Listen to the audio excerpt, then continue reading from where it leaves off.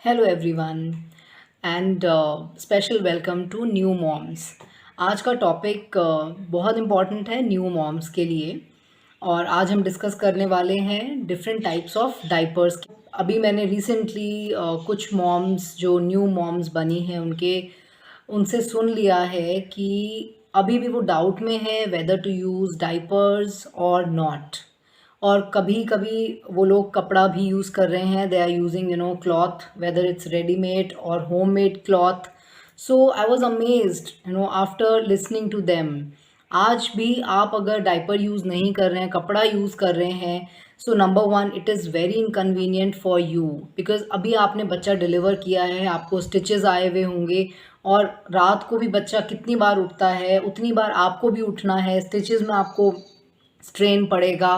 Plus अगर diaper आप नहीं पहनाएंगे, क्लॉथ पहनाएंगे, तो बच्चा जितनी बार भी पी एंड पॉटी पास करेगा उतनी बार बच्चा भी उठेगा और आपको भी उठना पड़ेगा, और आपके लिए भी काम डबल ट्रिपल हो जाएगा। बिकॉज आपको नैपी चेंज करना पड़ेगा, जो बच्चे के नीचे आपने जो क्लॉथ स्प्रेड किया होगा आपको वो भी चेंज करना पड़ेगा। हो सकता है बेडशीट में भी अगर कभी कभी लीक हो सकता है बच्चे का यूरिन, या फिर आपने अगर जो बच्चे को आपने क्विल्ट, कुछ भी आपने मसलिन क्लॉथ जो भी बच्चे को आपने उड़ाया होगा वो भी ख़राब हो सकता है।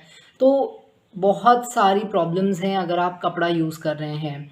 कपड़ा पहले यूज़ करते थे बिकॉज तब डाइपर्स की फैसिलिटीज़ नहीं थी, और अगर डाइपर्स थे भी तो वो बहुत कॉस्टली थे। I remember at my time, my mother use to tell me कि डाइपर्स हम लोग तब यूज़ करते थे जब हम कभी बाहर जा रहे थे, किसी के घर जाना होता था, या कोई तुम्हें ओवरनाइट कहीं पे रुकना होता था, तब हम लोग डाइपर्स यूज़ करते थे। अदरवाइज़ घर पे नहीं करते थे। बट येस, तब भी बहुत प्रॉब्लम होती थी, बहुत स्ट्रगल होता था मदर्स को। लेकिन अब लकीली वी आर फॉर्चुनेट कि diapers are costly, yes I agree, but they are not very costly, they are not that costly that you can not afford them. तो मुझे सिर्फ एक चीज़ माइंड में आती है कि आज हम पैड्स यूज़ करते हैं, सैनिटरी नैपकिन्स यूज़ करते हैं, हम लोग कपड़ा यूज़ नहीं करते हैं। कितना कन्वीनियंट है। अगर आप इमेजिन करें कि हमारी दादी लोग या उनसे भी जो और पुराने होते थे, अगर वो कपड़ा यूज़ कर रहे थे तो कैसा उनको फ़ील होता होगा, कितना डिस्कम्फर्ट फ़ील होता होगा। बट आज हम फॉर्चुनेट हैं कि हम सैनिटरी नैपकिन्स यूज़ कर सकते हैं, बहुत क्लीन है, और आप अपने जॉब में जा सकते हैं। अगर आपको कोई स्पोर्टी एक्टिविटी करनी है आप वो भी कर सकते हैं। There is no limit, there is no restrictions also if you are using sanitary napkins. अब हम बात करते हैं बच्चों के डाइपर के बारे में। तो वहीं पे अगर आप बच्चों को डाइपर्स नहीं पहनाते हैं, कपड़ा यूज़ करते हैं, तो आप सोच रहे हैं आप बच्चे को, इस जनरेशन के बच्चे को आप कितना पीछे लेके जा रहे हैं, कितनी पुरानी जनरेशन में लेके जा रहे हैं। प्लस एक न्यूबॉर्न बेबी की स्किन बहुत सॉफ्ट होती है, अगर आप कपड़ा यूज़ करते हैं तो बच्चे को रैशेज़ आने के ज़्यादा चांसेस होते हैं। ये हमारे बड़े ही बोलते हैं कि बच्चे को रैशेज़ हो जाएंगे, उनको डाइपर्स मत यूज़ कराओ। उनको कैसे पता रैशेज़ के बारे में, क्योंकि वो तो हमेशा से कपड़े ही यूज़ करते आ रहे हैं। तो रैशेज़ तो यानी कि उनके टाइम पे नहीं हुए होंगे, बट उनको रैशेज़ के बारे में पता है। लेकिन टच वुड, मैंने जब भी अपने बेबी को डाइपर पहनाया है उसे कभी कोई रैश नहीं आया है। बहुत ही कम, आई वुड से जस्ट 1 और 2% चांस हुआ होगा जब उसको कोई बहुत छोटा सा कहीं पे कोई रैश आया होगा। अदरवाइज़ मुझे रैशेज़ की कभी कोई प्रॉब्लम नहीं हुई अपने बच्चे के साथ। बट येस, इनिशियली जब मुझे अब अपना टाइम याद आता है, right now my baby is 2 years old, लेकिन जब छोटा था या वो हमें सजेशंस देते थे कि कपड़ा यूज़ करो वो ज़्यादा अच्छा रहेगा और बच्चे को भी कंफर्टेबल रहेगा और बच्चा भी खुला रहेगा, स्पेशली इन समर्स, और specially in north Delhi, Haryana, UP, इन जगहों पे जहाँ पे बहुत ह्यूमिडिटी होती है, बहुत गर्मी होती है। तो इन जगहों पे बच्चा बड़ा कंफर्टेबल रहेगा अगर आप उसको कपड़ा पहनाते हो। तो मैंने भी ट्राई किया 1-2 दिन अपने बच्चे के साथ उसे कपड़ा पहना के देखा मैंने। लेकिन अगर जब बच्चा सो रहा होता है ना, कई बार जब बच्चा बहुत अच्छी नींद में सो रहा होता है तो वो नहीं उठता है, और उसने अगर पी कर भी दी होती है तो बच्चा अगर नहीं उठ रहा है तो आप इमेजिन करो कि आपका बच्चा गीला गीला है 10 मिनट्स तक, या 5 मिनट्स भी अगर एक न्यूबॉर्न बच्चा गीला रह जाता है तो उसकी स्किन इतनी सेंसिटिव होती है, इतनी सॉफ्ट होती है कि उसको रैशेस आ जाते हैं।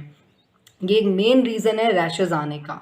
सो प्लीज़ आप लोग कपड़ा मत यूज़ करिए।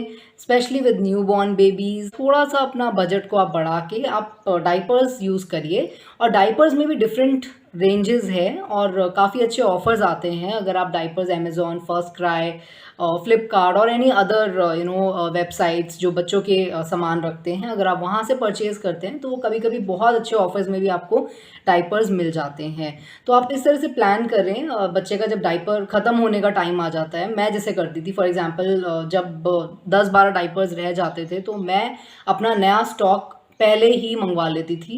तो मेरे पास 10-12 डाइपर्स होते थे और एक नया पैक भी होता था, ताकि मुझे कभी भी शॉर्टेज ना रहे डाइपर्स की। और वो मेरे लिए नहीं है, वो मेरे बेबी के लिए भी है, उसके कंफर्ट के लिए भी है।